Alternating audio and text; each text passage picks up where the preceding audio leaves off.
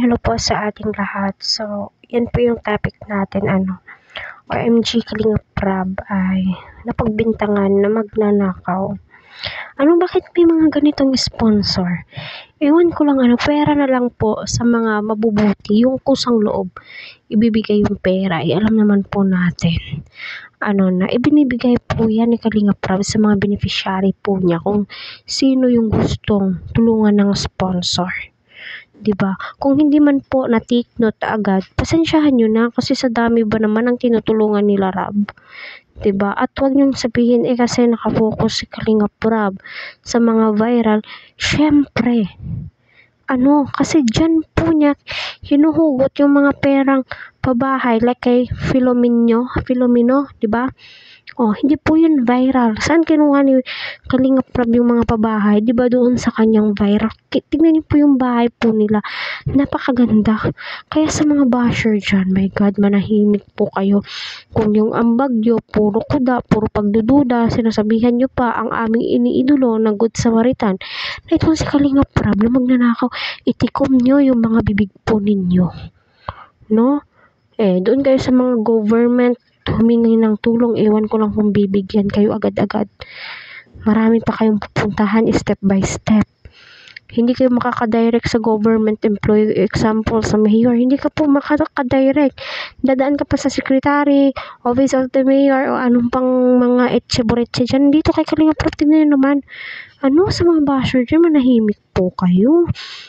Nabash po sa Kalingap Rab, sa pera na ibinigay or ipinadala po na sa halagang 40,000 pesos, na i-refund na po ni Kalingap Rab. Kaya nga ni Kalingap Rab na i-refund yung 500,000, yun pa kayang 40,000, wala ngang masabi yung mga sponsor na nagpapadala ng 100,000, 50,000, millions, wala nga di ba? Like kay Rina, direct sa kanyang bank account. Sino pa? Yung mga viral, like kay Edsy, Viancy, Carla, mga big time sponsor po nila. Pero yung iba, siguro yung iba nagpapadala ng pera. Tapos kapag hindi na shoutout, my God, pumuputok yung butchi. Kahit sino naman po.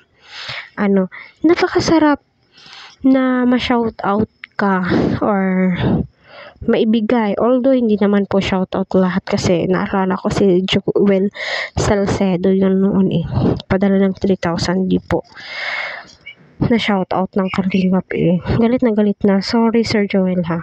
So, ngayon, ayun na po Kung magbibigay po kayo na nagdadalawang isip, may pang-alinlangan, kung may masasabi po kayo, hindi naman pala bukal sa loob nyo, wag na lang po kayo magbibigay. 'Di ba? Ibigay nyo na lang sa iba. Kasi kung ganyan naman lang kabastos yung mga sponsors, pera na lang po talaga sa mabubuti. Kasi yun napakapangit bilang isang supporters ng Kalingap. Maririnig mo pinagsasabihan yung iniidolo mong magnanakaw. Tilapay, napakapangit. Alam naman po natin kung gaano ka buti itong si Kalingap Rab. Totoo lang, napakabuti po niyang tao.